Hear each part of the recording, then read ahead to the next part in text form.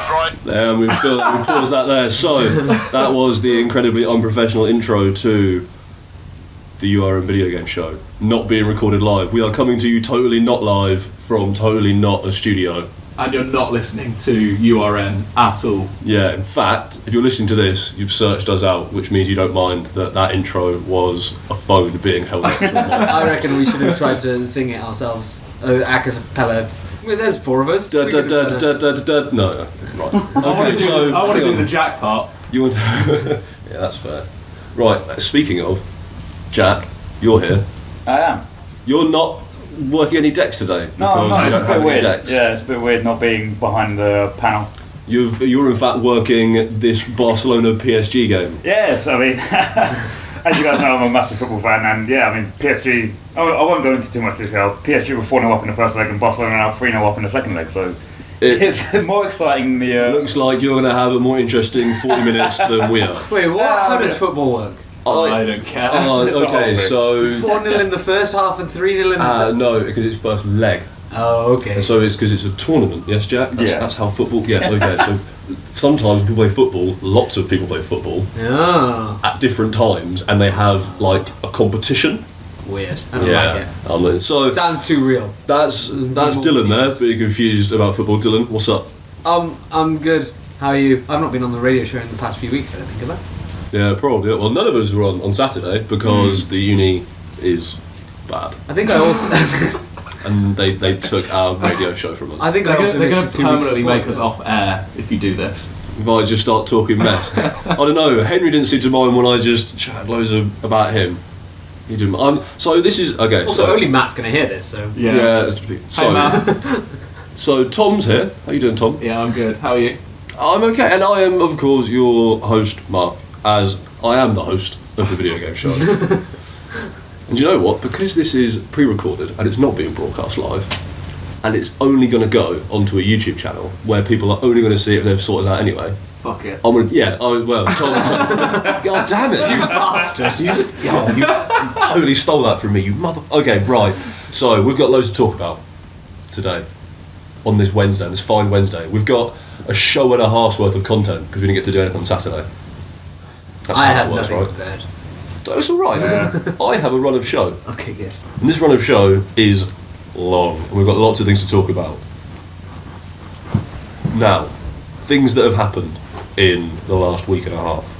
I want to do a radio show sandwich. I want to do a review, then news, and then another review. Madness. I don't think it's ever been done before, and we shouldn't risk it. But what if the review is for Ghost Recon Wildlands? Because I want to talk loads of mess about Yeah, the game. The first or the last review? No, the first one. Okay, that's I'm saving the good review for afterwards because that's going to be an extended conversation. I want to, before we get into any news, I want to talk loads of mess about how I don't think Ghost Recon Wildlands is a very good video game. Yeah, I agree. Okay. I completely agree. I want to talk about how it's like Metal Gear Solid 5 Phantom Pain, But but a bad one. Yeah, I watched. Did I play some of that? Yeah. So Tom and I were messing around in the demo because I refused to call it a beta because it was an open beta up until the day of release, which makes it a demo. That's how Gwen was working.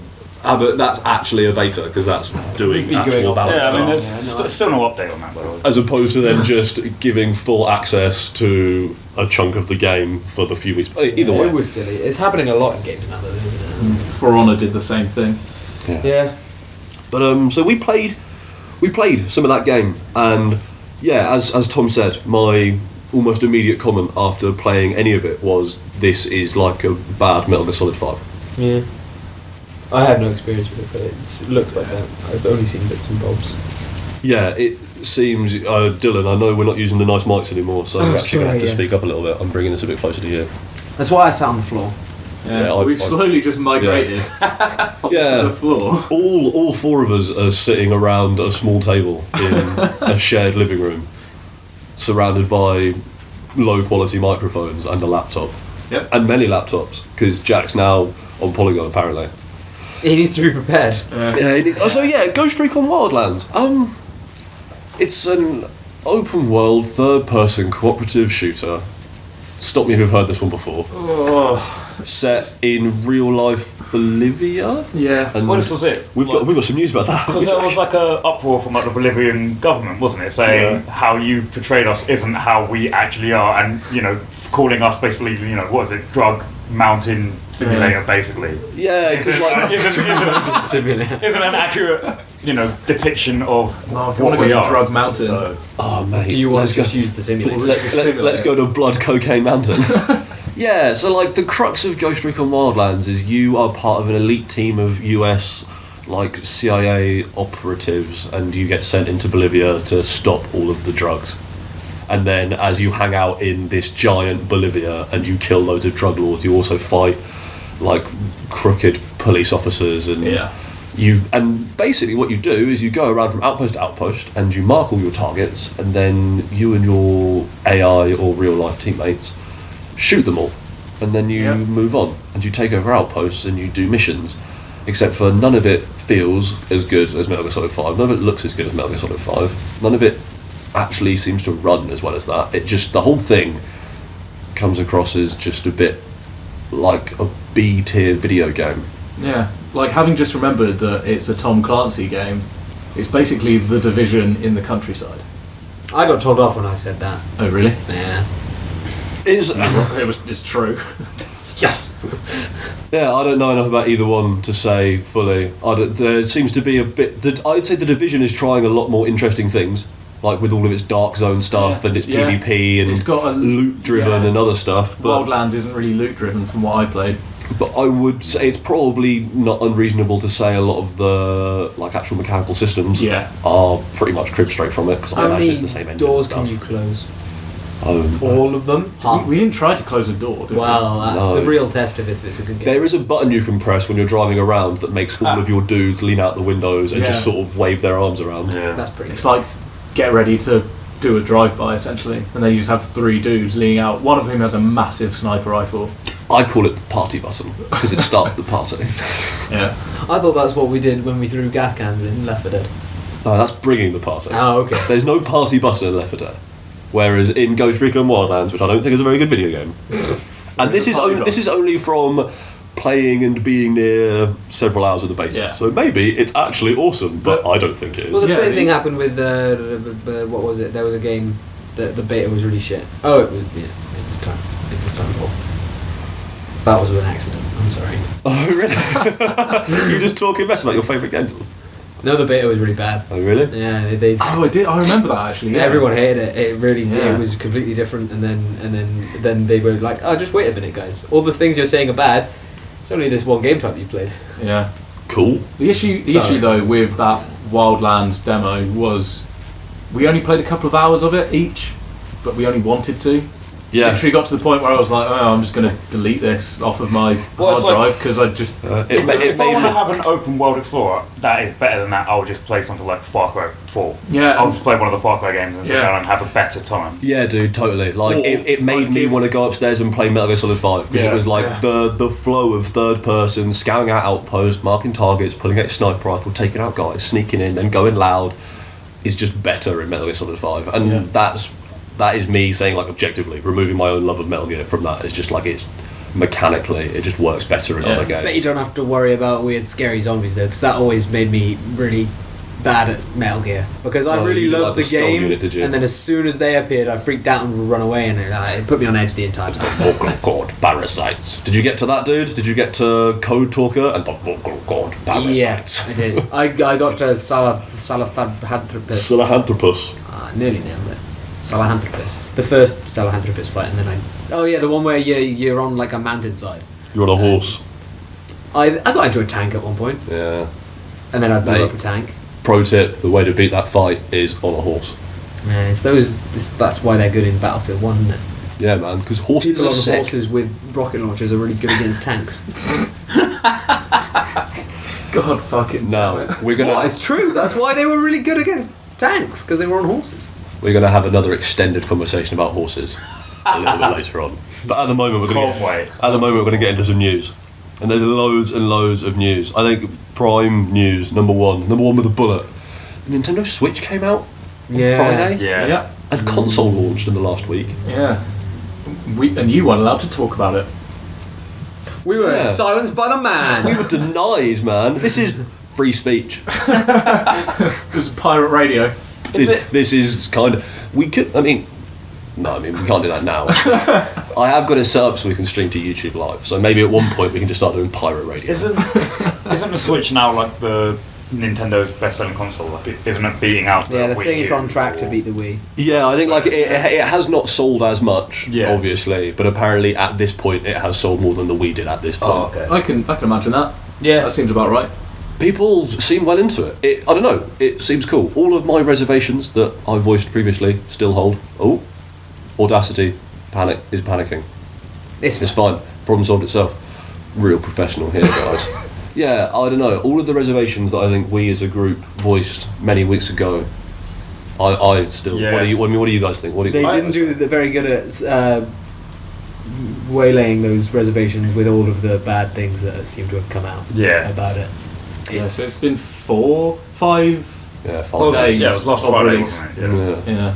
Or 6, I don't know. What's It the was date last today? Friday and Wednesday. it's Wednesday today, so Yeah. we'll call that 5 days. Okay, cool.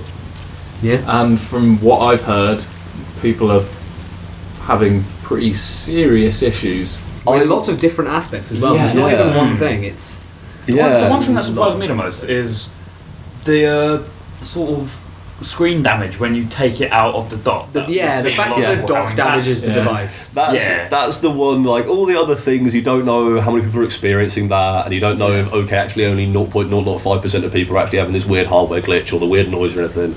But everybody has to put it in the dock at some point. Yeah. And the fact that the dock has actually got rough enough plastic edges on it that it can scratch the screen of the device when you put it in. And so people are going, make sure when you buy it, you buy a screen protector. Yeah.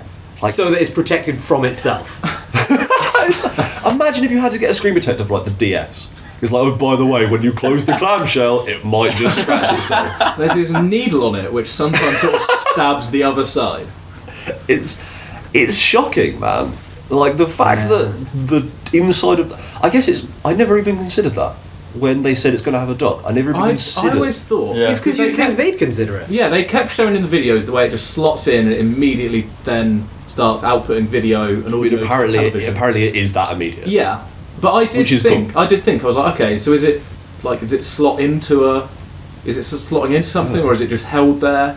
Is it just like it knows? Isn't it just the like dock now slotting and into it'll the just- charging port on the bottom? Yeah. That's literally what's I think happening. there's I think it's And I just a did- groove It's a with a well-placed, USB-C plug in it. Yeah, and I did wonder at the time of seeing that like announced trailer, I was like, that looks pretty good quality. But I've also seen a Wii U, so I'm not sold. Yeah, that's true. I just kind of assumed that like it was wide enough, or Yeah. or the actual groove it sat in was at the bottom, so there was no way it was ever going to touch the sides. But it looks like the groove it goes into is a key part of it staying in the groove, and that groove is The wrong size. rough. No. You'd think it would just if it just had like a furry inside. Yeah, just like a rubber thing. Yeah, just like anything. But the fact that it doesn't. Literally anything. As long as it wasn't hard plastic that you were scraping against the screen of your new console. It's nuts. It's completely insane that's happening, and then other weird things too. Like the snapping controller things. Yeah, The fact that if you put it in the wrong way, it's insanely hard to get off. I've yeah. seen So a lot of the Joy-Cons, the controllers that come off it, they come off the main unit, And there's a left one and a right one. Yeah, and then there are extra plastic bits that you slide onto the individual controllers that make them more like proper controllers. They expand out the shoulder buttons and they add on a wrist strap, Yeah. which allows them to be used. Like I think 1-2 Switch makes like almost exclusive use of this like whole extra mode to it. So you don't throw it into a... And TV. the bits you slide on are sided, so you can only put the left one, the left one, the right one, the right one. Because the left Joy-Con and the right Joy-Con do have different functions and they are Yes. slightly different shapes, right? I think they're the same shape, but I think the right one has the IR sensor in it Yeah. and also the NFC sensor for amiibos. Right. But I think like the shapes are the same.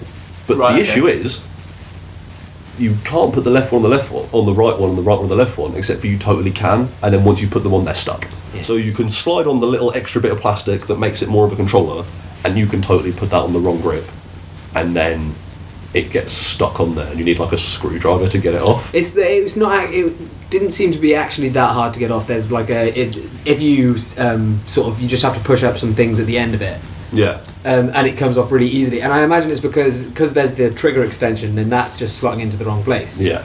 And it's kind of hard to not have that happen, but it is really silly. It's just dumb that's like there are people on release day going, crap. Yeah, on streams as well. Like, man. Professional people doing streams of it and getting it wrong and being like, well, fuck me. Saw not last Friday, but the Friday before. So the Friday before release day, Giant Bomb got like a bunch of outlets had their switches in, and Giant Bomb had theirs, and they did like a radio show. They did their Friday like call-in show, and they sat down and they were messing with it. And one of the guys there was playing with the Joy-Cons and almost did it, and went to slide on, and went, oh wait, no, and then sort of commented at the time like that slid on way too easily for something that shouldn't go together. Yeah, and it's just his little it's when kids are going to have it, it's... But those controllers aren't cheap either. As well, is it like 70 quid for two? Something like that. Like 70 quid for an extra pair? For a controller that you're charging so much for, you'd think you'd have a more elegant way of not actually almost messing it up. Of not totally fucking... I mean, it doesn't totally fuck it, does it? But then other weird things too, like the left Joy-Con desyncing thing. Have people been following that? Yeah, you were saying about this to me yesterday, that the left one sort of loses track of itself. Yeah, it can just lose sync and just it will the joystick or something will just be stuck going left even though you're not really doing it or something. You were like that. saying about the how that someone took it apart, didn't they? Yeah, so some dude popped one open and found that the Bluetooth antenna that connects it to the Switch is right next to like the big metal housing for the analog stick. And apparently that's like it was blocking some of the signals. So the dude soldered on an extra bit of wire and put the whole thing back together and said that it increased the range of the controller like threefold and made it even better than the right Joy-Con that didn't have any problems. He said, so like suddenly no syncing problem, nothing else. So it's just weird little things like that where you'd think, I guess when you're that far in it, sometimes it'd be hard to troubleshoot these things. Yeah, because you're like, well, I use it like this, don't I? But they need to give it to someone. Yeah, like Nintendo, of all people. You give it to a kid and see what breaks. Yeah. Yeah, totally. Yeah. Like, someone at Nintendo must have a child, right? Like, I know Japan has, like, a pretty serious issue with children, and there not being many of them. There must be at least some, though. At least one person at Nintendo must have a kid and must have just gone, break this. There must be at least one Japanese child. Somewhere. Statistically.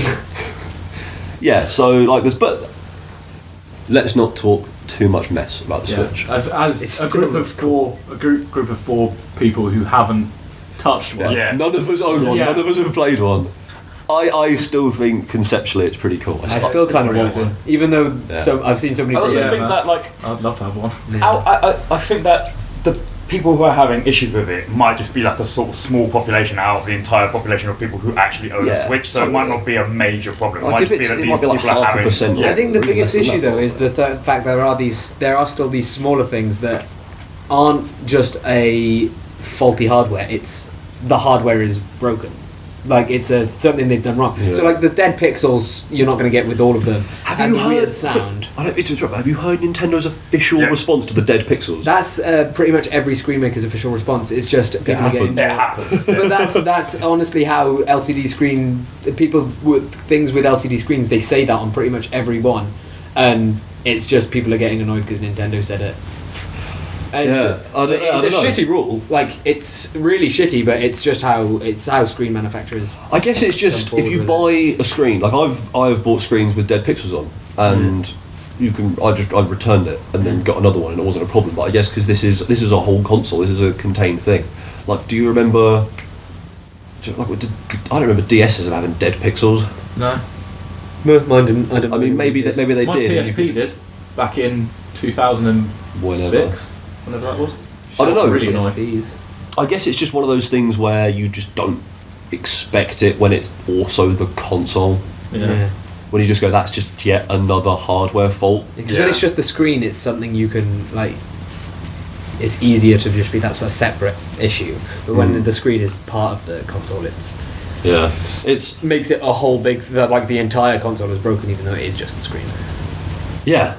It's bizarre. But yeah, sorry, you were saying, I didn't mean to interrupt. Like you were saying about the pixels and the noise it makes and stuff. Oh yeah, so yeah, that might just be a small part of it. Like Jack, you were saying, it's like you can't judge the entire thing when obviously the people who experience that are going to be loud. But when you've got certain aspects of the Switch are just broken, Yeah. it's still an issue, I think, and so that's kind of like, well, we didn't really say about the pixels, or it's just them doing it. Yeah, that like noise is horrible. Sometimes it makes a really high pitched noise, and sometimes games glitch out horribly. And In really cool sometimes ways, it doesn't though. even. Yeah. Sometimes it doesn't even know that you've put a game in it. yeah, like there are videos of people like putting the Zelda cartridge in, and it's saying there's no game in here, and then taking it out and put it back in, and going there's no game in here. But putting a different game in and that works perfectly fine. So maybe it's the cartridge, maybe it's the cartridges, not the console. Yeah, like it's. But then, on the other hand, it seems pretty cool. And I imagine at Christmas time, when I have a job and there's a new Mario game out, I'm going to end up buying a Switch so I can play Super Mario Odyssey, because I want to go to New Donk City. Like, real bad. I want to be in New Donk City. It seems cool. It seems like if you use it as its portable thing and its docking thing, it seems like it can do some good stuff. I'm totally not sold on motion controls and IR sensors and HD rumble. I think they're all a Unless waste of fucking time. That whole thing with the VR/AR potential does come through. Yes. That would be really, really, really cool. That would be nuts. That would be super crazy and really rad, and I'd be well into it. We were talking about that before we started recording, right? Yeah, that was before we turned the mics on. Do you want to run down what that is? Yeah, so it's a video from Game Theory, which I'm sure anybody who's listened to this will be well enough into the internet that And if know they're who not, that go is. on YouTube and go to Game Theory, I guess. Game Theory. And the video, I think, is Nintendo's secret plan for the Switch or something like that. But what it is Nintendo have got a patent or got a plan out, someone's found, for essentially the same as the Samsung Gear VR, which is a dock for your phone that makes your phone into a VR headset. It's like a face dock, Yeah. Does it leave scratches? probably. But there's a plan that's seemingly out for that for a Nintendo device, not explicitly the Switch. However, in the plan it talks about interfacing with controllers 1 and 2, and controllers 3 and 4 as they call it, but the images are Joy-Cons. Wow, okay. Like in this pattern, the images are Joy-Cons. Cool. And the whole HD Rumble thing, which like you said you think sounds it's just a gimmick, but if you're thinking when you've got this thing on your face and you can't see anything, you're interacting with this virtual reality and you can kind of feel what's going on in this virtual, you can pick something up and you can feel it in your hand. So that's the thing, isn't it? Like HD Rumble, in my mind, my use cases for HD Rumble are when you're holding the Joy-Cons in their grip, or when it's attached to the screen and you're playing games, and therefore it's just regular Rumble. And then I think the 1-2 Switch stuff where it seems really gimmicky. But yeah, the moment that you're holding them as wands and using them like the HTC Vive ones or the Oculus Touch, suddenly that really high definition haptic feedback is nuts. Yeah, like imagine picking something up in this sort of game world that you're in, and obviously it can't simulate like picking up a banana and be like, this is a fucking banana, what? It's like, hold on a minute guys, this is a fucking banana. But like picking up boxes and being able to tell what's in them and in this world that you're in, stuff like that. So firstly he's thinking maybe it's VR, but they say obviously the screen on the portable console at least is only 720, which is really low for a VR. Like even Samsung Gear VR is 1080. Yeah, those I think. Their Vive is like 2 2K screens or something. Yeah, I think like the lowest is the PSVR, which I think is like a single 1440 or something. Yeah. So this would be really low, but Nintendo have been getting big into their augmented reality stuff. So they had all the Amiibo stuff. Yeah. With the DS, with the 3DS. Yeah, so the 3DS had that crazy thing where you could look at cards in real life and it would make stuff happen in the world and shit, didn't it? And then obviously everyone knows Pokemon Go was big. Oh really? Pokemon? What's Pokemon Go, mate? I've never heard of that. It's just this little. It's just like an extra thing to Pokemon. It wasn't that big really. Oh really? Oh, okay, fair. I won't look at it. Only lasted a few months. Ooh. I wonder if anybody started playing that since they put out all those new Pokemon. I think a lot of people still play it. I think a lot of people are still playing it from no the one's summertime. talking about it anymore. Yeah. Well, I've seen people walking around Raleigh Park playing it. So. Yeah, Oh, that's cool. I've seen Because some. obviously there's a gym right here. So I've seen some bus drivers who get off at East Drive on campus and then go for their lunch break and they just have it on their phone walking Brilliant. around. yeah. Sick. I think it's Yeah, still incredible. just that little I know, thing right? that goes on. So not everybody's not on it constantly anymore. No. But it's still. Bit like how I still play 3 games of solitaire a day, no matter what. Yeah. But yeah, so this there's no camera. Well, there is technically a camera in this, but the video goes into it in more detail. But the potential for this Switch to be either a VR thing or a really actually quite cool AR Yeah. device. But even then, 4 things in one really. You've got your home console, you've got a portable device, you've got a VR headset and a cool AR device, all in one. Like, they it could can- legitimately do all that. If they can make good on some of the promises of that, that would be awesome, and it would justify what I think is currently a misstep in packing those Joy-Cons full of so much technology that Yeah. I don't think at the moment that technology supports their current vision for that console. But if they actually have this whole other greater vision to make it this insane integrated all-in-one thing, that would be sick as tits. The IR camera on it's really good on one of the Joy-Cons. It's insane. It does a lot. Yeah, it's a shame that all I've seen it do is measure how many sandwiches I've eaten by holding up to your face and going, Yeah. It's like ridiculous. a tiny Connect. It's pretty accurate. That's cool. So Yeah, right. because it can do rock, paper, scissors, can't it? Yeah. Yeah. I can't even do rock, paper, scissors. So yeah, I don't know, the Switch seems cool. If that sounds like something that would appeal to you, if a Nintendo console that you can carry around, and at some point they're going to introduce their virtual console subscription thing, which could be interesting as well. Like if you suddenly want to be able to actually carry around a portable thing that has all these wicked Nintendo games on it, then yeah, it could be really cool. I really hope they make good on the promise of it, because at the moment I think it's a really expensive Zelda machine with a bunch of extra crap you don't need. Oh, it's definitely Zelda, you say? So Zelda. Speaking of actually Nintendo things, we'll talk about Zelda. No, I think we should talk about Zelda at the end, because we got things. Oh, to I say thought that about was going to Zelda. be the second review in your. No, we've got so much other news to talk about. Though. I've got a huge news thing here. So we were talking about VR and Nintendo, and also video game subscription services. So, which one do people want to talk about? I've got a news story about one of those three. Nintendo. Let's stick with Nintendo. Stick with Nintendo. That Okay. makes sense. So, they've come out claiming there are going to be in the first year, I believe, 64 indie games for the Switch. Damn. That include titles such as Thumper, which is going to Wow. it's going to come wow, from that's. it's going to come from the PS4 and PC to the Switch. I feel like that. Talking about the HD Rumble, that could be something that could really put that to good use. And What's when you're holding it, Thumper is the insane rhythm violence game that came out recently for the PlayStation VR and the PC. Oh, right. It's have like heard of that, actually. they literally call their genre like rhythm violence. It's a Rhythm cool looking violence. video game. Overcooked for it. Oh, what a game. Brilliant. Yeah, considering it comes with 2 controllers, Chopping with the motion controllers. that would be cool. bad idea. It would be cool though. I think that would be. Stardew Valley. Well, that's a great fit for it, because that's something you can take on the go. Yeah. Like, I think at the moment Stardew Valley is non-portable unless you have a laptop, so that's sick. And many more, I think, is their current thing. 64 and like a bunch of indie developers who I think are going by the name Nindies at the moment, which sounds like a that's not slur. But, does, yeah. Nindy. but they're saying that apparently Nintendo is treating them like royalty. Apparently they are bending over backwards for them. Well, that's nice. Yeah, I think Nintendo How saw. polite. I think Nintendo saw just how well independent developers did for Sony during that initial console push, when Sony had that huge amount of independent developers who got such a huge PR boost from it, and now they're going, right, let's get on this train. Maybe they went with, we did the Wii U and people liked our games, but we forgot to get other games. Other humans. Whoops. That was an accident.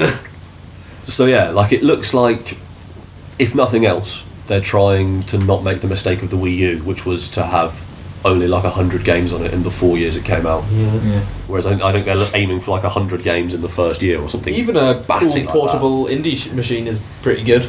Yeah. It's a Zelda plus indie games.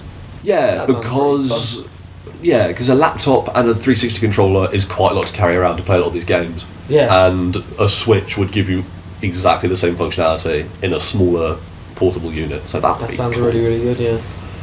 Yeah, like I said, it's got a lot of potential. Hopefully that, do you remember watching that video about, I think you sent it to me actually, the developer of Gunpoint, the new game he's making?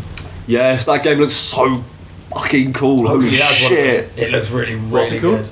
I have no... hang on, I'll look it up in just a sec, because that game looks rad. Jack, actually, do you want to look up Gunpoint Dude new game? That will immediately link to like a Wikipedia page of the correct guy as well. Yeah, it definitely will, because Thanks, Google. it's awesome, by the way.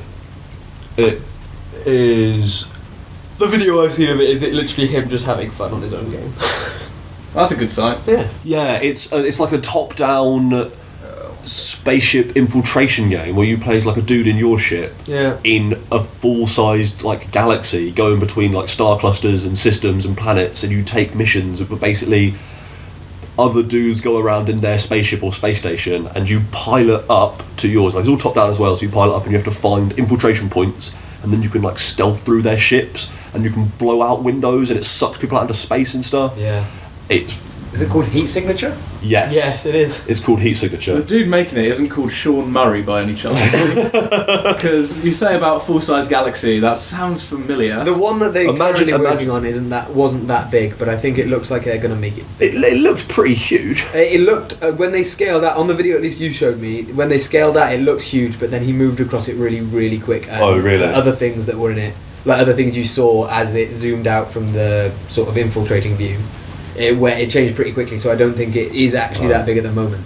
But it looks like it's the kind of thing where you can scale up pretty easily. Well, either way, look up Heat Signature, because Gunpoint is an awesome video game. Gunpoint is incredible. And Heat Signature looks like it's going to have the same level. Like Gunpoint was awesome because it was so open and free, and you could do so many weird things with it. Yeah. And you could generate such bizarre situations, and also you had bionic trousers. Yeah. And it looks like Heat Signature is going to have that same kind of freedom to it, which is rad. So, Sorry, we got more news. There's loads more news, because holy shit, loads of stuff is happening all the time. There was a price drop for the Oculus Rift. Oh really? Yeah. Is it because nobody buys the Oculus Rift anymore? Oh, possibly. Maybe they sold through all of their pre-order and Kickstarter stock, and like, oh, nobody's buying it. Either way, I wonder if this has got anything to do with that court case that just got settled. quite possibly. What Yeah. was that, $500 million or something? Yeah, maybe they're feeling a bit tight. We got to shift these. So it was a $200 price drop, but I think at some point it doesn't quite translate as directly as it should. But the end result is now you can get the Oculus Rift and the touch controllers, which are what gives it parity with like the Vive, pretty much. Yeah. Like, I think it's a tiny bit off, but still like basically that. For £598, which I think is like 150 quid less than it was before. Yeah. I think it's like the touch controllers have gone from £150 to like 17, and it's brought the Oculus down a bit as well. But yeah, now 600 quid, you can now get a full PC VR experience, which puts it out ahead of the Vive pretty Yeah. well. And and also like it's because it's including the touch controllers now as well, it can do a lot of the same stuff the Vive can, Yeah. basically, which is cool. That's Like- a significant price drop. Yeah, like $200 is it's nothing to be sniffed at, is it? No. How long's the Rift been out now though? Because Is it end of last year? Was it like October or something it came out in? Or am I completely making that up? that's not an entirely unreasonable time frame for a big price drop. That's what tends to happen with these Yeah, consoles. I think I'm going to Apart say from it's the been Xbox 360 and the Xbox One. let's say it's been a yearish, possibly, maybe a bit less than a year. Yeah. Yeah. I'd say about that. Because that always happens with these consoles, doesn't it? They come out full price and then after a few months they go down a little bit. And I guess in comparison to how expensive it was before that, it's probably roughly the same percentage price drop, even though it is Yeah. considerably Yeah. more. But Yeah, it's cool. Like at some point, I would like to own one of those headsets, because having had a go with one of them, it was profound. yeah, It was really cool in a way that it made me feel genuinely like vertigo and like sick in my stomach in a way that I think only the first time I fell off a building in Mirror's Edge has ever in video games, which is rad. imagine Mirror's Edge in one of those. I bet someone's modded it in, and I bet it makes you vomit immediately, because there's so much head bob in that game, isn't there? Yeah, that's true. But using your hands with the fucking touch controllers, Oh, that's how you I think one of the things that I'm looking forward to is seeing how they adapt that that moving platform that they've got now, where you can actually walk around and play like the shooting games in VR, which Well, is cool. the one you played, you basically I did- circled round. I did Wasn't Vive. I used a Vive, which is Oh, right, it yeah. has room scale, Yeah. so it's got the sensors in the corners of the play area, so it gives you a much larger area that you can move within, like in like 3D space, as well as using the headset and the other stuff. And yeah, that used in-game geometry to sort of Made Like, you think like you were walking a considerable distance from your starting point, but Yeah. actually you were just turning around Yeah. without realising it. Like each room was maybe like 10 meters squared, and then you would leave that room into the next room, and that would be 10 meters squared, and then you'd leave the second room, and you would be moving into physically the same space as the first room, Right. but it would be a different room, so you could move through a much larger area, and it had the illusion of like a bigger space, which was it was a really cool thing. Like I think it's called Unseen Democracy or something like that was the VR game I played. I think you can get it for free on Steam. If anybody listening to this has a Vive, which I imagine none of them do, probably not. But yeah, if you want to play a really cool VR demo, Unseen Democracy, I think it's called. It's made by some guys from this area, some East Midlands guys, I think, which is why they were demoing it here in Nottingham. Makes sense. Nice. We've got a pretty sick game arcade here. It's the national one. Ooh, that means it's the country's one. Yeah. That's how that word works. Quick bit of news. Or in the case of America, the world's one. Who remembers the NES Classic Mini? Well, that thing that came out Yeah. a few months ago. Yeah, Oh, I the little thing that Nintendo. virtually sold out. Oh yeah, instantly. I saw about that. Yeah, so like beginning of last week, it came back into stock finally. Sold out in 15 minutes. Still not in stock anymore. Of course. Brilliant. Of course. So everyone who was like, oh, after Christmas they've lost their window and nobody will buy anymore. Apparently those things are still selling like hotcakes. They're Apparently cool things. everybody wants the cool tiny Nintendo. They're just novelty items. Like Oh, it's just something that you have there, and it's like, yeah, I've got one of these. I can play all of these sort of old retro games on it, and it's cool. Yeah, They're fucking adorable, is what they are. they are really cute. It's like a Nintendo in the palm of your hand. So yeah, sold out in 15 minutes. I don't think they're back in stock I was either. reading an article the other day as well. I think one of the Bluetooth connectors that you can use for like a wireless controller on it. Someone's figured out how to set up the Joy-Cons to be used with it, With the NES Classic Yeah. Mini? Brilliant. which again, I think it's pretty cool. It's just Yeah, that's something wicked. That's quite novel. Would you see at the moment the Joy-Cons, people have managed to get them working on PC and Android? Oh really? Yeah, you can only use one at a time, but you can use them with that, and I think people are trying to hack together a system that allows you to use both and other stuff, and then I Yeah, so- imagine bringing in some other weird technology with it too, which would be cool. I love it when people, because Tom, you and I were talking about that DS4 tool that allows you to Yeah. use the RGB sliders to Yeah. change the colour of the light on the DualShock, and Yeah. it's the best Oh, right. thing. Purple, Mace Windu every day. Mate, Mace Windu DualShock is cool as Oh hell. yeah, because you could always have they change colour with games sometimes. Yeah, don't they? like Yeah. so the crew. When Flashed police with are the, after you, it'll flash red and blue like the police really? lights. Yeah, And it's like which in- is really annoying actually. I think But I've got that. In Far Cry 4, I think it's green, and then when you're really close to death, it goes red as well. yeah, Which is I don't Destiny it flashes orange when you're supercharged Was the crew the one that's in across the across the entire? continent. Yeah. That was on Xbox Games with Gold a while ago. I played with it a little bit, and then it turns out once the DLC comes out, it ruins the non-DLC version of the game Oh really? because so many of the events are DLC Yeah. based that you can't play the game without having the DLC. I have that game. I got it with the PS4. Yeah, I But remember you never I playing it. Played it I probably played about 4 hours of it total. Oh, I've watched you play a bit of it. It looked like a Yeah. generic ass driving game Yeah, in Just like make me a want- pretty intense way. Drive Club or Forza Motorsport. Ooh, Forza. Drive Club was out. Yeah, I got that at the same time. Yeah. I didn't get it because I already had the crew. Yeah. Is it one driving game I Drive played. Club the Sony exclusive? Yeah, Drive Club. You might be thinking of Project Cars. I am, yeah. That's the one. Yeah. Drive Club is Sony. Yeah.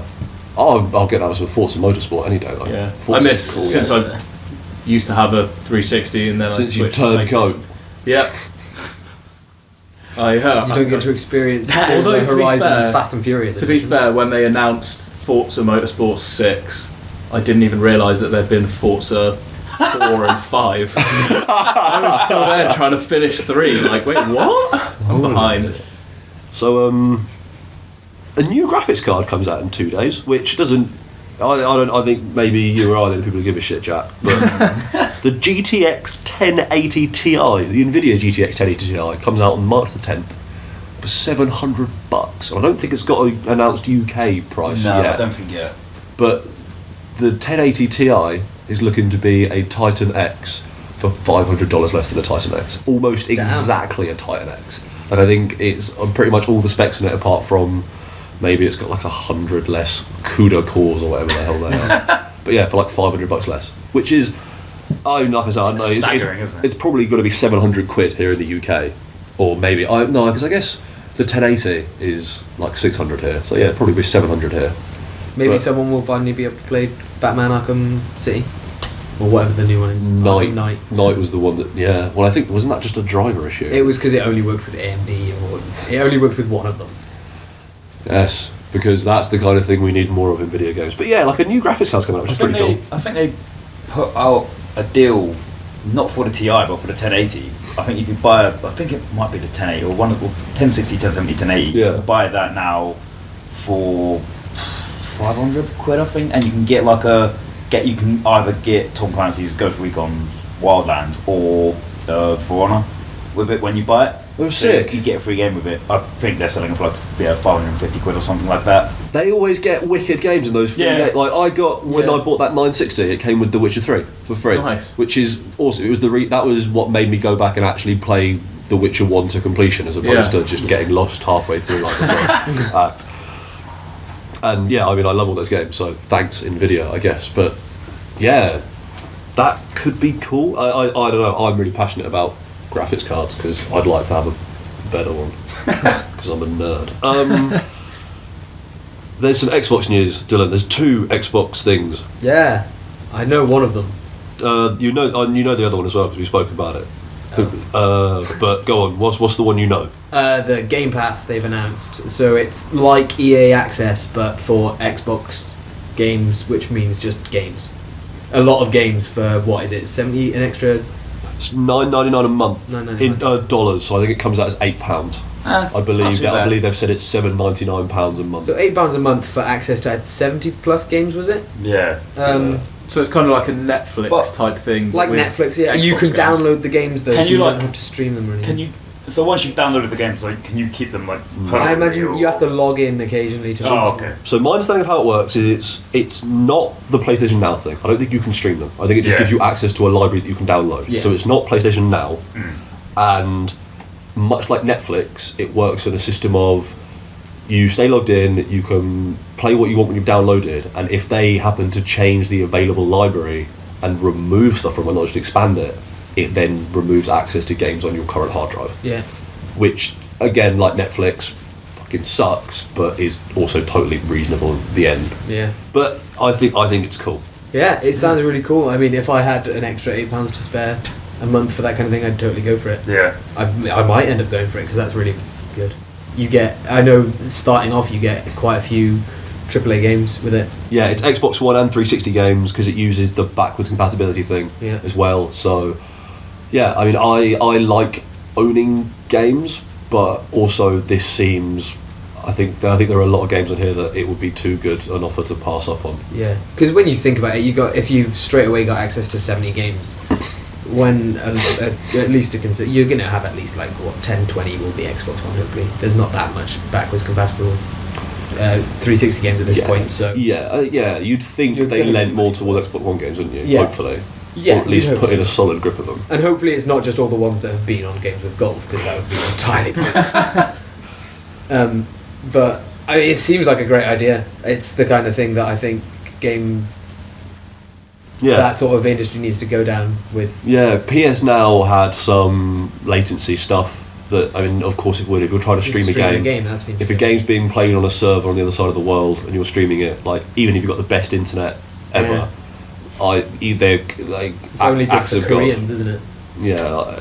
But I've got written South down. Korea's got insanely good internet. Oh, really? Yeah, insanely It's good. because of all that StarCraft they play, and now it's not even StarCraft anymore. Now they just play with a league, don't At they? this point, they're getting to sort of gigabits per second. That's all right. I think there's like- some plan for 10 gigabits What? infrastructure. There's like They're No one doing at needs the that. moment. there's like 3 or 4 places in the US now that's got up to gigabit internet. Yeah. It's like Kansas and parts of San Francisco or something, isn't it? Britain's on what 200 is the maximum we can get here with Virgin. We can get Probably. 200 megabits. We were offered 150 a couple of years We're ago, on weren't 150 at home. we? Yeah. They upgraded us for free because everywhere, the area got an upgrade. Oh, right, okay. So I'd love Cool. to get gigabit internet. That'd be nuts. It's really cool. Think of all the shit you could download. And how quickly. I bet it as would well. still be slow somehow. Imagine Just Just because it's still, there's only like 2 seeds on this torrent, like, can't polish a turd, can you? I've got written down here, Dylan, that Xbox Game Pass is coming late spring. Would you know any more about that other than that? I've not heard anything Fair else enough. about it. Okay, so I've got written down here, so it's coming late spring. There's It's another not even Xbox early thing. spring yet. There Xbox is. Live. It's not. This is early I'll spring. stab you. It's not spring yet. Spring. Spring starts 21st or 20th. You're wrong. You're wrong. What, when the clocks go? That is literally how the seasons work. They change on the 20th. That's not true. Yes, it is. Guys, can you stop arguing about the seasons, please? He does this every time the seasons change, and he's always wrong. The start of summer is not in the middle of June. Yes, it is. It's the 20th of June. It's the summer solstice. That's when summer starts. Sorry, carry on. Right. Everyone take a breather.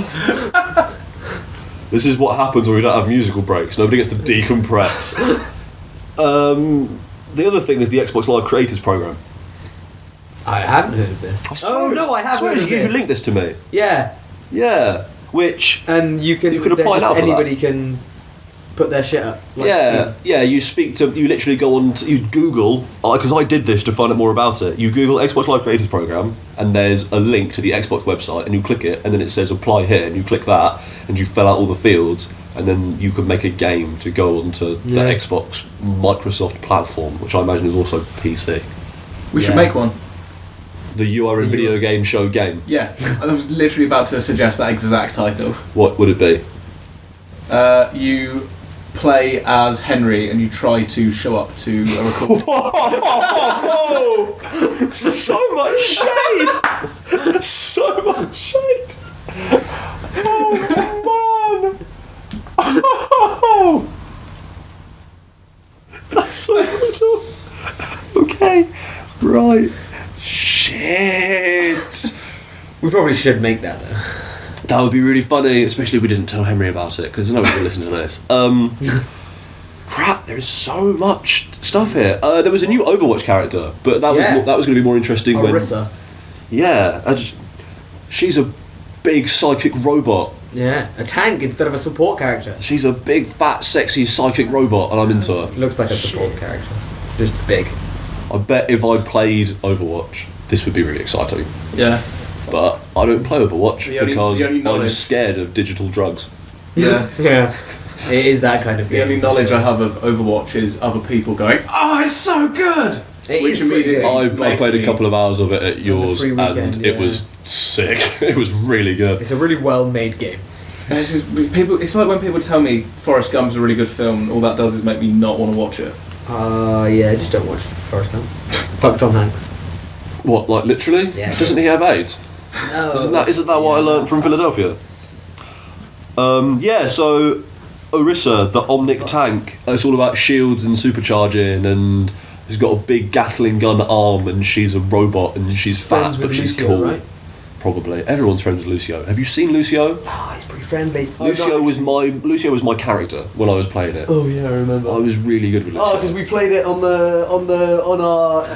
Was it when we played Halo all the way through, and we played a bit of Overwatch? Yeah, that sounds about right. So, there's so much news to get through. We're already at 50 minutes, and this is going to be longer, but it won't be that much longer.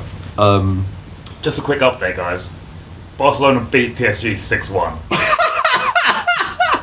So PSG scored that one away goal, which meant that Barcelona needed to score 6. And then they did. And they did in the 90+5th minute. Brilliant. That's excellent. Mate, you're going to have a fun radio show on Saturday on the sports show. Chatting mad yang about But anyway. Howard Barker. Don't fuck about. back to- We've done that. Hey, you know what game I'm really excited for? Halo 6, Titanfall 3. No, Gwen that's what you're excited for. Oh, That's shit. what you're excited for. Gwen. That's what you're excited for. Zelda. No. Metal Gear Solid 6. Close. Zelda Breath of the Wild 2. No, I'm excited for Death Stranding.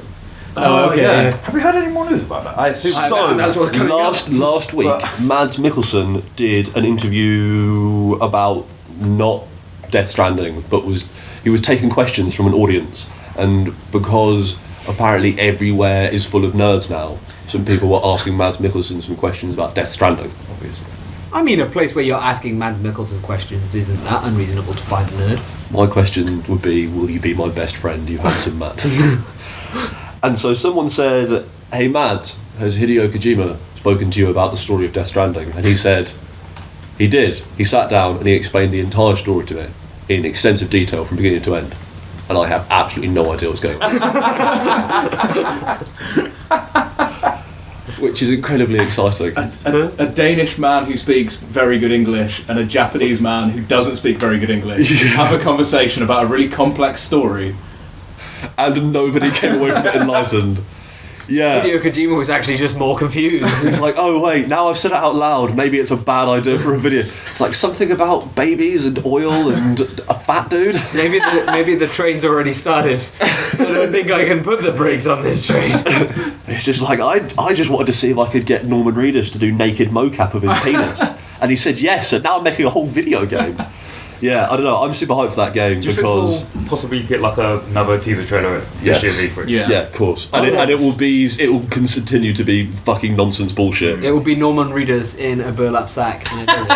And then it'll make just about as much sense. I watched the second one last week. I watched that again Is that the one which actually has Mads Mikkelsen in it? with Guillermo del Toro. I didn't realise that the soldiers surrounding Mads Mikkelsen were skeletons. Yeah, and also wearing World War II soldier outfits. Yeah, well, There's a fucking lot going on in that trailer. yeah. You can be I was forgiven. just Yeah, I staring guess. at Mads Mikkelsen's beautiful eyes. I didn't notice it the first time, but then I watched it like 3 times in a row because Yeah. I have to know. I have to understand. I'm really hyped for that game And we in don't a even way that know- I really, really fucking hate because Yeah. it's not going to come out for years. And we don't even know what it is If as a ever. game. Maybe it'll be a movie. Well, it's using the Decima engine, isn't it? Mm-hmm. So, Which is Horizon Zero Dawn yes. So and... I'm going to say that it's going to look really nice and feature an open world. Yeah. I'm going to like see that. Phantom Pain. Yeah, I think there's a lot of design decisions in Phantom Pain that when you actually break them down and look at what the rest of Metal Gear was doing, you can go, oh, there are things here that the realisation of concepts he was trying to do as far back as like Metal Gear Solid 3. And so I would totally believe he was going to make another one of those games because I think he has always been about player choice. Yeah. And I think for a very long time he had absolutely no fucking understanding of how to make a game that supported player choice, like at all, because those early games are so clunky and weird. And then Phantom Pain, he was like, oh wait, no, I can actually make a really good game as well as having all this random bullshit in it. So, but yeah, has no idea what's happening in that. Which I don't know. Maybe Norman Reedus does. Yeah, probably. Maybe it's Can only his. hope. Maybe it's his brainchild. He's just pretending it's his. Norman Reedus. Hideo, mate, I've got an idea for a video game. All this I've heard time you're I've been into it. fighting zombies. I've come up with something else. Did his film come out? You know, he had a film with Skybound, Air, on a spaceship. I don't know. I don't watch The Walking Dead. Yeah. Okay. Yeah. It was him and it's what's his chops from Guardians of the Galaxy. You know, the guy who says who's like the sort of underling of the first boss, but not the big boss. What, of the Nova Corps? No, of the henchman. Ronan. You know when he goes, "I'm Star Lord," it's guys. like, "Ooh." Oh, that guy, yeah, who was in Gladiator and Fast and Furious 7. Yeah, maybe. I don't know his name. Yeah, He's- he's a good actor. We could cross-reference those 3 IMDb pages though, and find out who it is. I just know the guy. Yeah. I just don't know his name. Yeah, so we need to cross-reference those IMDb pages. Yeah. Well, nonetheless, Sorry. Yeah. there's one last news story. Then we can get into some reviews, and then I don't know. Right here I've got nothing under Hall of Game, and under Hype I've written nah. So I don't know. Well, maybe we'll We talk can about come some up with a Hall of Game thing just quick. things we like about Henry, but it's going to be really tough. That he's not over there. I don't mean that, Henry. I think you're really nice, and you're a good friend of mine. No, there's this other thing that we were talking about just before this. A video game got leaked, an announcement got spoiled. The Monolith got really upset because someone came out and said, hey, no, there's another Middle-earth game. We're going to make that. Oh, yeah. Middle-earth Shadows of War. The sequel to 2014's smash hit, Middle-earth Shadows of Mordor. Was that a smash I hit? never played it. Yeah, it looks good. yeah. Good game. It Like won pretty Giant good game. Bomb's Game of the Year 2014, Oh, mostly right. because a lot of video games in 2014 were really bad. Destiny came out in 2014. Oh, Yeah, that- yeah. Yeah, That some Do you know how bad of a year that was for video games? Destiny was their most disappointing game for 2014, and also their 10th best game of the year. Oh, wow. Yep. Yeah, but something can be most disappointing and still incredible. Yeah, that No, I think it was just because everyone there hated it, apart from one dude who filibustered until they relented. At least it's good now. Yeah. Yeah. They announced a closing down sale last week, essentially. They said, Oh, really? so we haven't announced a sequel, but our publisher, Activision, have in their financial report a couple of weeks ago. Then didn't they so was this before they straight up came out and said this is what carries over to Destiny 2? No, this is when they said, they were like, okay. so we will have a sequel coming out later this year. It's going to be after September, or in September. So That was when the other one came out, wasn't it? yeah, so in April we're going to release the last live event. It's going to be a celebration of the last 2.5 years of this game, and that's going to close down the game. And then they announced that in the sequel you won't be able to take your characters forward other than their appearance. So you won't be able to take loot or level Which is entirely or reasonable. gear or microtransactions. Yeah, that's the thing I thought was really fucked. People who bought dance moves in Destiny 1 won't be able to take them into Destiny 2. Really? Which you wouldn't expect from any other game. Yeah. If you bought one in Black Ops 3 and then they said, hey, You don't can't expect take that. things from your game to get into the sequels Yeah. generally. I don't see why. But it would if your happen. character's coming across and you've got paid emotes, like if you've paid money to go, okay, But- I've got this sick Sparrow skin, I can now do the running man when I finished a raid or whatever. Like I get level and gear and other stuff, but they're going, your character can come across with all the same appearance, but that money you spent. Yeah, but I think. I mean, with- it's still in Destiny 1. I mean, Yeah, the argument it's is in the that- game that you bought it for. Yeah, and the emote system in Destiny 1 is really weird. You can only have one at a time. Even though you have 4 emotes, you can only assign one. So you always have wave, dance, sit down, and then you can change point into one that you buy. Weird. But you can't change any others. So I maybe they're leaving it because there's a limitation It's for bad. the new one. Like I imagine that's why they're leaving all of these other things, is these other systems, is so that they aren't limited by it for the sequel. Do you reckon they've fixed their map maker? Oh yeah, that's a. Do you guys hear it? Yeah. It takes them at the beginning. The reason why, or part of the reason why it had such a rough development, was if they wanted to so much as change the placement of a rock in a level, it would take 16 hours to recompile the Yeah. build. Yeah. Yeah. Gee, Like, they're it was- pretty cool yeah. maps.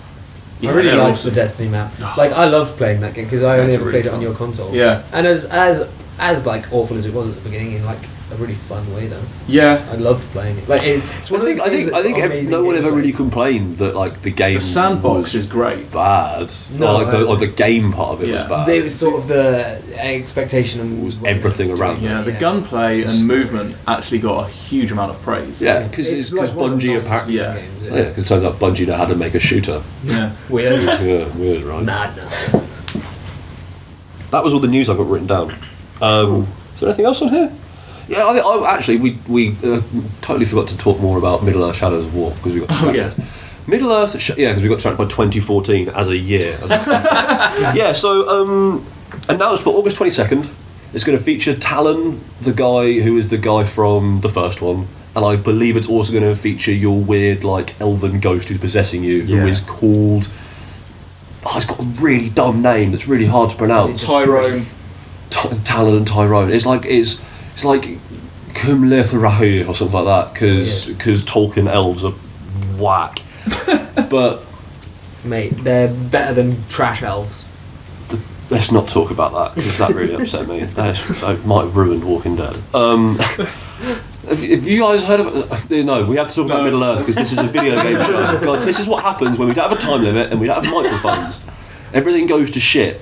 We're actually 15 seconds away from a full hour, so we're going to go a little bit longer than that. But Middle Earth: Shadows of War.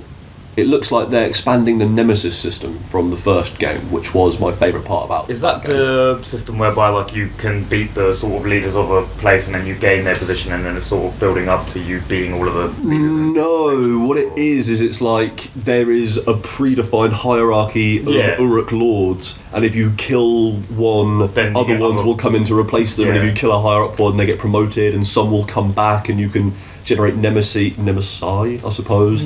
And like if you burn a guy to death, then maybe later on you'll be running around and he'll just turn up and his face is all burnt up and messed up, and he's like, "You human, I'm That's gonna mess cool. you up."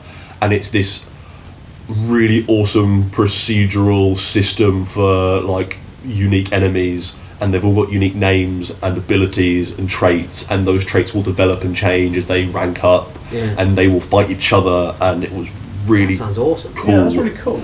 It's totally It's- Nemesis, but Is it Nemesis? yeah, it only changes to I if it's US, but carry on.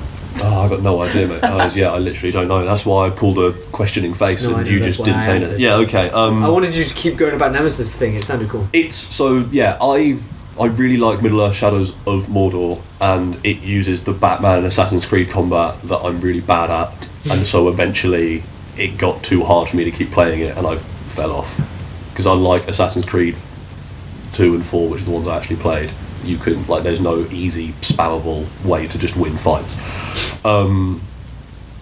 Yeah, but it's a rad game, and it looks like they're expanding it in this one, because in this one, as Talon, you are raising up your own army of Uruks to go against Sauron's army of Uruks, and it's like Mordor and Gondor now, and then they've got what the Nemesis, like Nemesis 2, but the developers are calling it the Bro system, which is the Nemesis system applied to your own hierarchy of Uruks. Oh, right, okay. Yeah. So So then- they can take out your guys, Yeah. and then you can assign replacements. Yeah, and you can have like your own hierarchy of dudes, and you can go on raids with them as like buddies, and if they get messed up, then maybe they'll turn up later. Or like if you're attacking a castle and a bunch of your dudes get killed and you don't get out of there alive, and you have to like, because I think their conceit in there is if you die, your ghost possessor takes over, and then you move back to like a predefined spawn point, so it doesn't restart, like time doesn't reset when you okay. die, so it allows your death to play into the story. So I think Yeah. it's like if you're attacking a base and with all your buddies, and then you get dead and then they get dead, then like maybe later on you go to attack there and one of your guys is like turncoat and stuff like that. So it looks like they're just expanding the Nemesis system to allow for even more interesting stories to be told in That's that really game. cool. Which is cool. It's a wicked game. That first one is really awesome, and I just wish that I was better at that like timing based third person action combat, because the Nemesis system is nuts. Like the stuff you can do with it, and you can like possess Uruks and like send them up through the ranks. It's like if you possess a guy and then go and kill the guys above him, you can end up promoting him to the point where you've got a guy who you own and is doing your bidding, leading like an entire unit of dudes and stuff like that. It's a cool game, and I'm really happy they're making another one, because that concept deserves to be in more games. Like somehow no other games cribbed the Nemesis system, which is crazy to me. Yeah, that does sound original, Yeah, which is nice to see. It'd be cool in Grand Theft Auto with like crime bosses. yeah, man, definitely.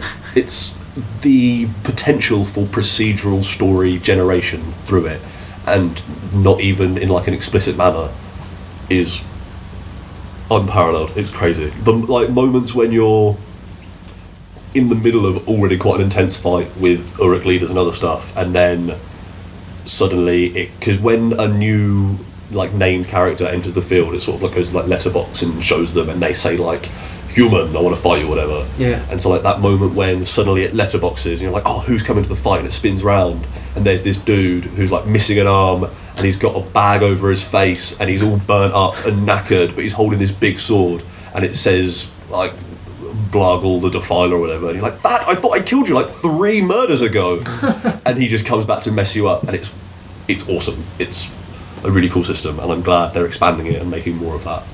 And I imagine I will play this one as well, and I imagine I will also get halfway through this one and then be like, I can't play this because I'm actually functionally retarded or something. So we've got. Well, that's it. That's the news. Has anybody else got anything? Any news they want to talk about in video games? New update for No Man's Sky announced. Really? Yeah. I didn't hear anything about that. Pathfinder update. All they've said so far is they've announced an announcement, I think, and they've said there will like be an update of the Foundation stuff, actually doing things. Yeah, I think. Well, I think they're adding a ground vehicle to aid in planet exploration, which is something that a lot of people have requested. But other than that, not a lot. Oh man, in like a year's time, No Man's Sky is going to be like the game to play. Yeah. Well, I was reading earlier. Someone put in Reddit comments. They said I went into this game knowing full well I wouldn't play it. It would just be a $60 screenshot simulator. Yeah.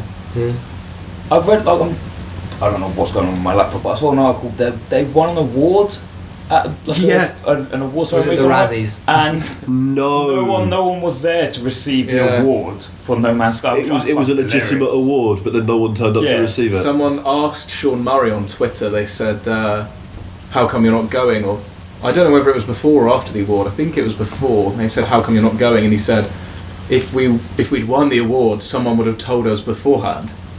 And then we won the award, and no one was there to collect it. Yeah. And no one sent in, like, you know how, let's say, the BAFTAs or something, when Samuel L. Jackson wins an award, he's not going to turn up for the BAFTAs, but he will make like a short video. Yeah. It was just nothing. It was just blank space. That's awesome. That's really great. I don't know. Yeah, there is a core concept at the heart of No Man's Sky that is obviously incredibly appealing, because that's why that game became such a phenomenon.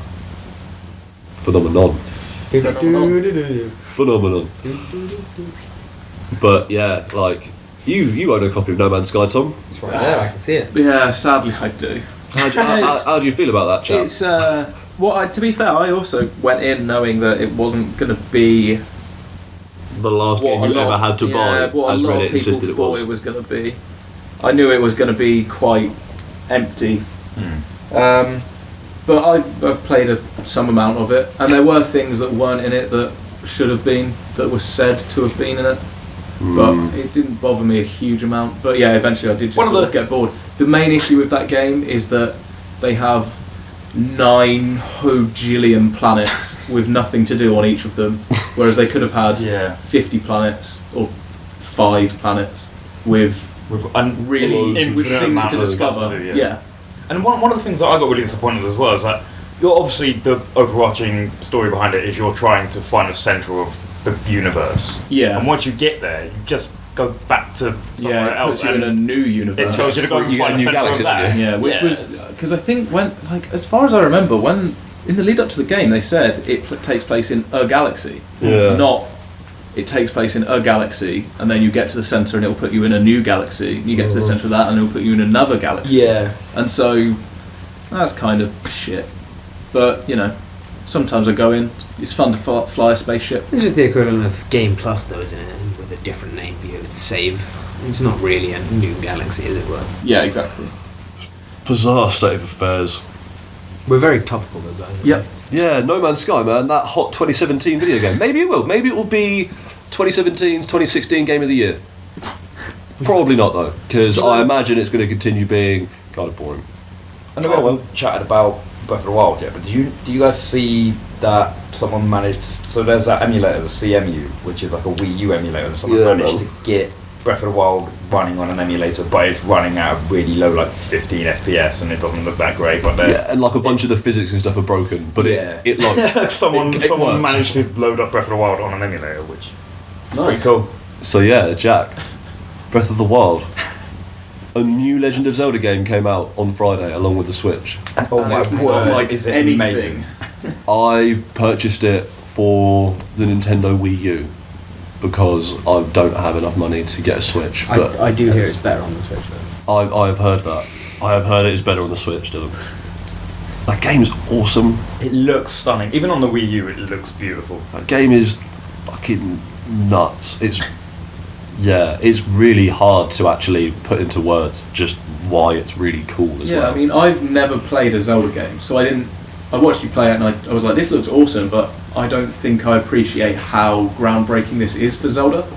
So it looks like an RPG with some pretty deep and also well done RPG elements, which you say the previous ones weren't? No, like the previous ones were pretty raw, like straight up action adventure. Like you could increase your health and you'd get new items and stuff, but it wasn't as explicitly systems based. And this is a straight up, it's a systems based video game. Like it has physics and it's got Really good physics.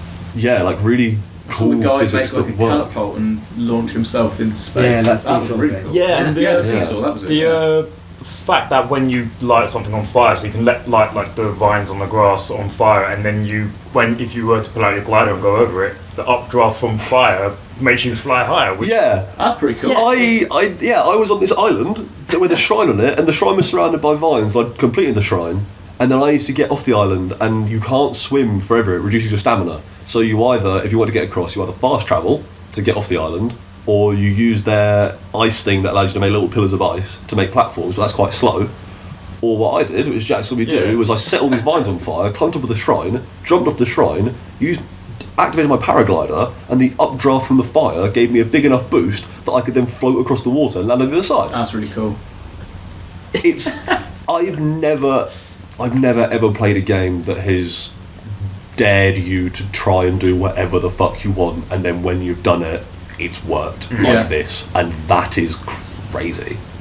That's awesome.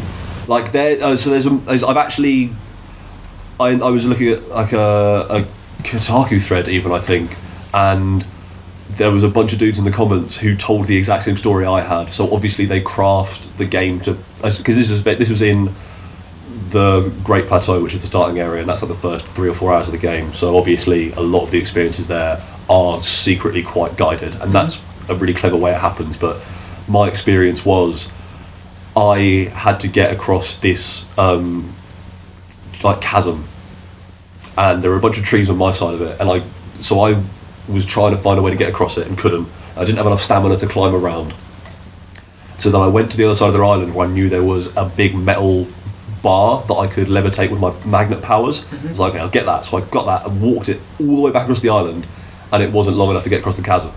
And then there was this woodcutter standing there in the woods who at this point had been like giving me some other guy help and stuff, and he said, when I like to cut trees down, I always make sure I face the way it's a fall so that the blade swings the right way, and it's better to cut trees with an axe. If you use a sword, it'll just weigh your sword out. I was like, oh That seems shit, I wonder if I can hint. cut trees down. And I went and picked up an axe from inside his hut, and I went to the tree closest to the edge, and I faced across the chasm, and I cut the tree down, and it fell across and formed a bridge. And then I got across the chasm.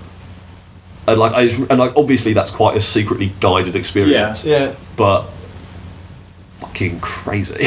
But if, I guess it told you that then because it's maybe it guessed you were struggling. Yeah, Find a way I mean the across? dude was there, so I went and spoke to the dude, and the dude just told me that. He didn't explicitly right. say do that. Like, he didn't say, oh, you need to cut this tree down. But he was like, oh, when I cut trees down, I like to do this. And I was like, oh shit, I wonder if I can cut trees down. I think that's And then I cut trees down. I think that's one of like the new things that they've added into this Zelda game that sets it apart from others is, you know, the Zelda, the player versus AI interactions that you can have, and the way that they're so good. expanding it now. Because at the start of the game, you could, when you were trying to get your paraglider at the start, the guy was asking you to, you know, go to these shrines and whatever, and then you could just be so belligerent and be like, no, mate, I want your paraglider, give it to me. Yeah, so like in other Zelda games, Link has never had a voice. Yeah. Like he's always been such a passive character. In this one, he's still not voiced, but you can pick dialogue for him, and like you can have actual like interactions with people. And so yeah, like Jack was saying, there's this bit where you're stuck on this plateau, and you're like, I want to get off the plateau. So the dude's like, well, I've got this paraglider, but I'm not just going to give it to you, so go and get this treasure. Like, okay, I'll get the treasure. You go and get the treasure, and then you come out, and then you're like, I've got this treasure, and the guy's like, there are actually 3 other shrines, and I want 4 pieces of treasure, not just 1. And so you get 3 choices. Oh no, you get 2 choices. And like, one choice is 3 other bits of treasure, or paraglider now.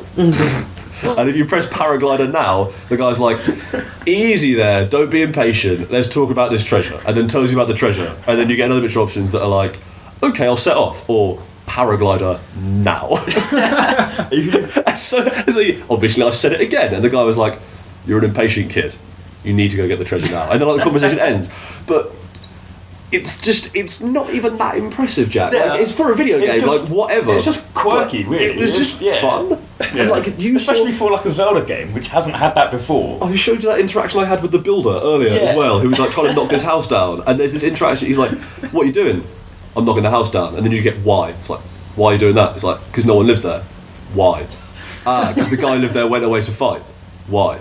"Because Calamity Ganon is bad." And it's just, you can have this entire conversation where you're just saying, it's like, why, oh, yeah, maybe, why, yeah. And it's like maybe like 10 options in a row as the guy just keeps giving you these really short, and then it finishes with you both going, yeah, and then you just walk away. So they've added dialogue, non-spoken dialogue for Link for the first time, and it turns out he's a dick. And it's like, yeah, you could just choose to make him the sassiest dude in Hyrule, and I love it. And like, apparently if you walk up and try to have conversations with people when you're not wearing your shirt and you're topless, they'll comment on it and be like, women will be like, "Please go put your shirt on," and stuff like that. It's funny. Again, it's if someone was like, "Oh, hey, this game's got dialogue," you go, "Well, loads of other games got dialogue. Loads of games got wicked dialogue." But it's the fact that this is a Zelda game and it's got a lot of that Nintendo charm and polish, and it all comes together so well. And like I said, there are things about it that aren't great. I don't like the controls. I think they should have just let you map a lot of the buttons the way you wanted, because it's like, run is like, imagine like you got your 4 face buttons, like your A, B, X and Y, and run is on the bottom one and jump is on the top one, which means that if you want to do a running jump, you have to flip your thumb, and like obviously the 2 side buttons are just close enough. If you try to do one bridge, you press all 4 buttons at the same time.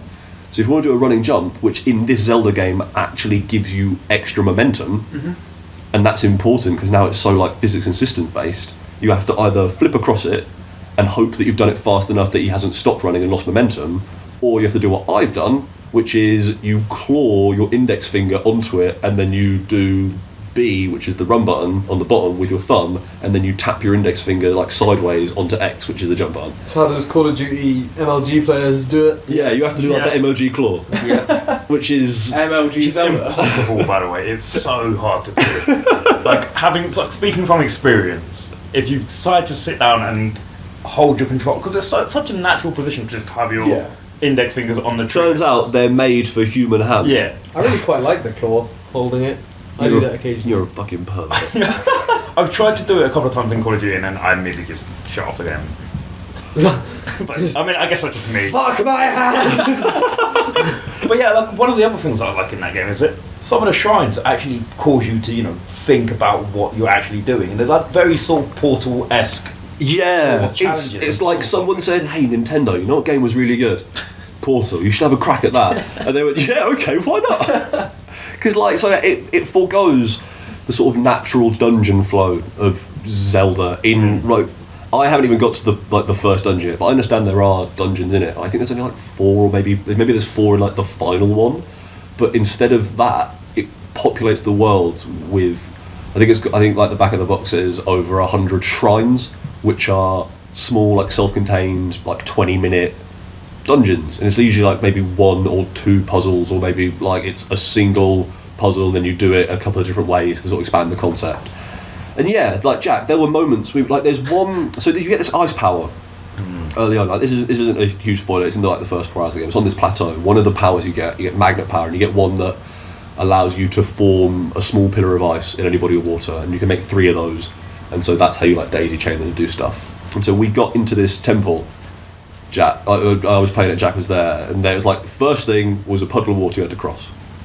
So okay, ice, cool. The next one was an identical gap, but instead of it being a body of water, it was a sheer drop and there was a waterfall on the side. And me and Jack both just looked at each other and were like, oh shit, that's not what... And yeah, it turns out you can make the pillar of water come out of any surface. So you can make it come out of the side of the waterfall. Horizontally? Yeah, horizontally as a platform to get across. And then the next stage of the dungeon is this like ridiculous massive side-on thing where there's this ball running down through some seesaws and you have to stand on the other side of this chasm and use the side-on ice blocks as bounce points for the ball, so nice. it rolls into a point and it unlocks the exit. Oh, cool. And it's just this idea of, okay, so first thing you do, use the ice block. Next thing you do, use the ice block in a way that up until this point you've never had to.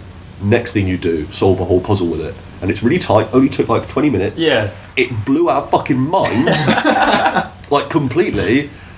And it's full of like there's one that's going round everywhere at the moment that like you walked into my room and said, oh, there's this shrine I've seen, and it was literally like 5 minutes after I've just done it, which is a shrine that you go up to this point and you lock your like tablet into it, and then it allows you to control a platform in the physical space that has like a maze on it using the gyroscope in your like pad or game control or whatever, and there's a ball on it and you have to navigate the ball around the maze to get it to an exit, which is perfectly reasonable, right? But like at the end of it's quite a hard maze because it's got like drops that the ball can fall through and stuff, and at the end there's a bit where you have to sort of tilt it and then like flick it up to get it over a last jump. And so everyone online, like since it's come out, has been talking about this puzzle in quite abstract terms, saying I found it really hard, but you can just turn your gamepad over and the bottom of it's completely flat. So then you turn it over, the ball drops, and then you just take it straight to the exit. Yeah, Nice. But like that still involves quite a hard like flick jump to do, and so I couldn't do the maze normally, so I tried that. Still found that quite hard, and I found that if you tilt the gamepad just right, once you've lost the ball and it's gone off the edge, the next ball falls in, and instead of falling in at the start, it falls in right at the final straight where you have to flick it off. So literally you can just hold it there, it falls in, and then you just flick down and flick up and you do it. Nice. And it's just this idea of like it's fucking nuts. Like the fact that the frame rate is shoddy even on like the Switch version, and the fact that the controls are wonky don't take away from the fact that it's a crazy, like I spent an hour and a half stalking horses. I was going to say, when are we going to start talking about the horses? Yeah, like it's got you don't just get given a Epona like in other Zelda games. You are taught relatively early on about wild horses and taming them and hunting them, and the idea that some horses are better than others, and like horse racism, I guess, is literally horses that are all one colour are better than horses that are two colours. Oh my god. Oh, that's And like so that's interesting. to tame horses you need a certain amount of stamina, and you need more stamina to tame wilder horses that are better horses, and then wilder horses have a more edgy temperament, so you can't get up on them as easily. So that led to like a full hour of me getting a bunch of extra herbs and recipes to increase my stealth meter and my stamina meter temporarily, so that I could stalk these horses through the underbush and catch them, so I could get a sick horse. And like you never, like I imagine you probably don't have to interact with those systems in that way at all. Like you can just go and get one of the really easy horses that you can just fucking walk up on and grab, and then you've got a horse and you can do all the horse shit. But the fact that I managed to spend like over an hour doing that is it's a fucking wicked video game. Like, holy shit. One thing that I would like to see is, so obviously when you complete the shrines you get the spirit orbs. Yeah. You use 4 spirit orbs to either increase your... You get an extra heart. Get an extra heart, Like an get extra, like a- I think it's like a fifth of a stamina bar. Is there once if you were to go around and finish all of the shrines, is there like a maximum cap on like the amount of stamina or hearts that you can have? There must be. Because I can't imagine like one person just... obviously you're not going to want to just put it all into your hearts. You're going to want to spread it into stamina as well. But you know, there has to certainly be a limit of like how many hearts you can do. Because if you were to put it all into your hearts, and when they start fighting people, it surely just becomes too easy. Yeah, I guess, but then, but that's the thing, is that like I've got an extra 3 hearts and an extra bit of stamina bar, which means I've done 16 shrines and an extra one, so 17 shrines, and I'm still getting bodied by dudes. Like if I'm not on the ball with extra like recipes and other stuff, I'm just getting wrecked. So like, I mean, I would probably say that the hearts bar maxes out at 20 hearts, like in other Zeldas. Yeah, probably, I would say that's a weird traditional thing that they might just hold on to, because like the Zelda screen with the 20 hearts in 2 rows in the top left is quite a familiar image. Yeah. And if you think 20 hearts, say you get a heart container for the 4 bosses, plus you start with 3, so that's 7, so 13. 13 times by 4 is what, like 56 shrines you'd have to do? 52. 52 shrines? Yeah, 52 shrines you'd have to do to fill out your stamina bar, and then, or your health bar, then I guess the other 50 would be your stamina bar. So there's some math that would support that. Yeah. It's an awesome, like, I want to go play more of it. Like, even down to things like the fucking song that plays when you cook a recipe. Like, you get your ingredients and you put them in a pot, and then it plays a little, like, 5-second song that's awesome. And, like, the end of it's either, like, it's got, and it can end in 3 ways. It can end in, like, a normal way, that's like you made a normal recipe. It can end in, like, a really awesome, upbeat, super dope way, that means you've made a really good recipe, or it can end in like a horrible noise. Yeah, that means you've made like Dubious fucking poison. Yeah, you've made what the game calls dubious food, and it gives you like a pixelated picture of a disc, like pornography or something. It's this bizarre game that's got all these cool bits in it that are done so well, with all these systems that interact in ways I like that fire thing, Jack. It's just crazy. Yeah. You can freeze your food as well, can't you? Yeah, it's just lasts longer.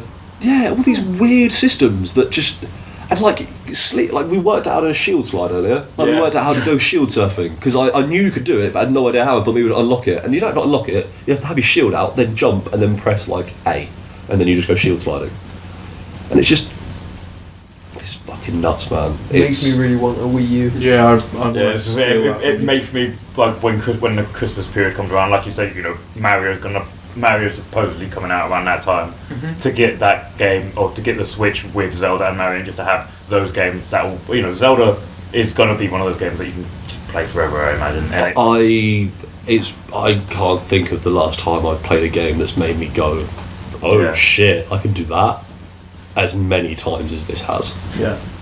Like, there are a lot of games that this is an awesome game, and there are several games I like just as much as this, but I can't think of the last time maybe like when I was fucking 10 and obsessed with Half-Life 2 and just messing with the physics in that, and just being like, oh, I wonder if I can put this on this and blow this up and it'll fly. It's the same kind of thing. It's just like, oh, can I set up a system whereby instead of actually having to fight any of these bokoblins, I use a bomb arrow and then the fire arrows, and then I jump in this way and I do this, and then I make sure I have these as equipped, but then also I'm wearing all this stealth gear so they don't actually know where I am, and it all fits together in a really neat puzzle. Yeah, it's crazy. I just want to play more of it. Let's go. Yeah, like, let's just turn this off and let's just go. Like, shit, dude. It's well fucking good. Holy crap. Yeah, people should play that if they have the option to play it. On Wii U or Switch, I guess. Yeah, if the Switch isn't scratched. Yeah, I mean, if you've managed to get a Switch that isn't fucked out the box, then play it on the Switch. Because it'll be better. yeah, because it'll be better on the Switch. But that's the weird thing as well. Like, so the Switch version on the TV runs at 900p as opposed to the 720 of the Wii U. The Wii U does not have any second screen support. Yeah. Which is fucking trash, and I think would actually be like, even if it was just a map, that'd be really nice. Because you do spend a lot of time in that game looking at map and going back and doing other stuff, and it would be nice to just have your stamp map, and like your map all set up there ready to go. But whatever, that's fine, you can get over that. And it does mean that you can forego the slightly more clunky gamepad in favour of like a Pro Controller. Yeah. And then like the Wii U, I think it's not just a blanket rule that the frame rate is worse. Like, reports are coming out that there are points where the Wii U's frame rate is worse than the Switch's, but then there are points where the Switch's frame rate is worse than the Wii U's, and the Switch by no means has a perfect solid 30. Yeah. It's like it's target 30 for both, and different versions will cock up in different ways at different points. Right. So I don't think there's a hard and fast rule to say like the Switch. Like, if you can play it on the Switch, I imagine the Switch overall has better performance and looks better. But like, I mean, what they should have probably done, because it's confirmed that it runs better undocked on the Switch, because it's obviously rendering to a 720p screen. Yeah. So what they should probably have done is made it also output to 720p on the TV and have a version of it that runs noticeably better. Yeah. But who am I to tell Nintendo what to do? Yeah, I think Zelda's fucking cool as shit, and I imagine on Saturday I'm going to have to say a lot of this again, because I think Henry's probably going to want to talk about Zelda. You spend like 4 minutes on it. Yeah. You're like, right, next. Mate, you should have said it on Wednesday, shouldn't you, Henry? Yeah, so that was the URN video game show, but not on URN, and... well, Barely a show. I mean, Dubious show. The Dubious show picks... see, I was going to call it episode 13 Low Expectations Radio and start to have our own pioneer series of shows that only go on the YouTube channel. But episode 13, Dubious show, is such a good name. Can we like somehow find like a pixelated version, or like try and put a pixelated filter on the logo? If we pixelate the logo. Yeah, so if we've done that, man. that'll be exactly why you've been looking at a really crap image of our logo. For the last hour and a half. Yeah, so video games, man.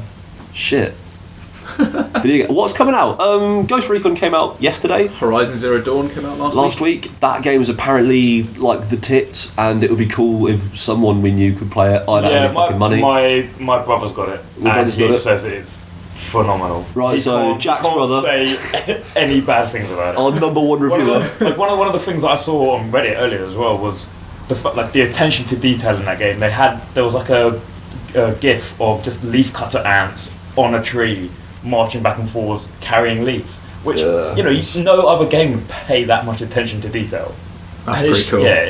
Yeah, I've heard. such a beautiful game. I've heard like actual video producers saying there are moments in the opening cutscene of that game that they thought it was just real life video of like the world. People who look at video Yeah. professionally went, Yeah. oh, I thought that was just video. That's in engine. Shit. Yeah, it seems awesome. You say you want to get that, Tom. Maybe you should. I might bully you into buying it Well, so we can look at it's it. with like exams coming up, and it's like that and Mass Exams are Effect. like And 2 months away. I think it's only like a 40 hour. some of us like to revise, Dylan. Yeah, not you. I don't want to say only, but I think it's only like a 40-hour game. Yeah, but that and Mass Effect Andromeda are top of my PlayStation wish list. Top of your 21st, post-exams isn't it? gaming list. Yeah. Witcher 3 for me is Oh yeah, I should probably do Witcher 3 as well. So But yeah, I might cave and buy Horizon Zero Dawn. yeah, so Horizon Zero Dawn, awesome. Zelda, awesome.